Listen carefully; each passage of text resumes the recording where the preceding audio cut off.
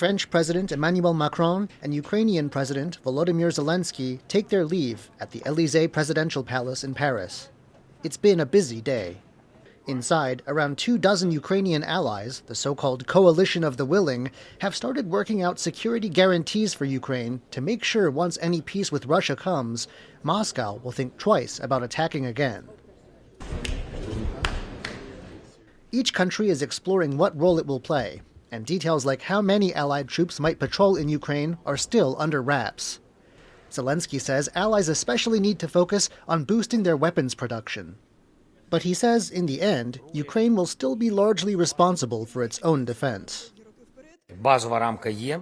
Також розуміємо, що гарантії безпеки – це не про майбутнє колись, це про ситуацію і зараз теж. Сильна українська армія є і буде центральним елементом гарантій безпеки. Відповідно, це можливості нашої армії, це і зброя, і фінансування, і тренування, і виробництво зброї. Все це забезпечуємо. One key player absent from Thursday's talks was U.S. President Donald Trump, who has repeatedly said he wants to end the Russia-Ukraine war, but has avoided calling for a ceasefire or adding tough new economic measures on Moscow. But France's Macron is optimistic. He says the U.S. will join in new sanctions against Russia if it keeps refusing peace talks. He also says the U.S. should soon be on board with the security guarantees. L'Ukraine. Et nous avons ensuite tenu un appel avec le président Trump, où nous avons pu établir tout cela. Les conclusions de cet appel sont simples. Dans les prochains jours, nous allons finaliser le soutien américain à ces garanties de sécurité. Les États-Unis, comme je l'ai dit, ont été impliqués dans toutes les étapes du processus. Trump has had a phone call with Zelensky and says he will talk to Russian President Vladimir Putin soon. But Trump wants something too.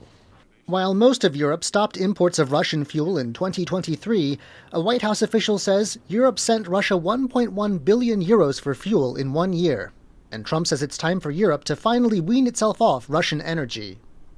The meeting of European leaders comes just days after Putin stood on stage with other world leaders in Beijing, showing the Ukraine war hasn't left him as isolated as Ukraine's allies might like. It's very interesting, this coalition of the willing meetings taking place in Paris today. Macron and Zelensky in those images of showing fraternal support to Zelensky at his time of trouble. And the same week we've seen Vladimir Putin speaking to Narendra Modi and to Xi Jinping and then attending a military parade with Xi Jinping and Kim Jong-un. And that's a reflection of Russia's diplomatic alliances.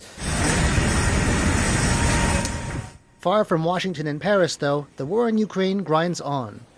Ukraine's emergency services released this footage showing firefighters battling the flames left after a Russian drone attack on the city of Odessa Wednesday evening.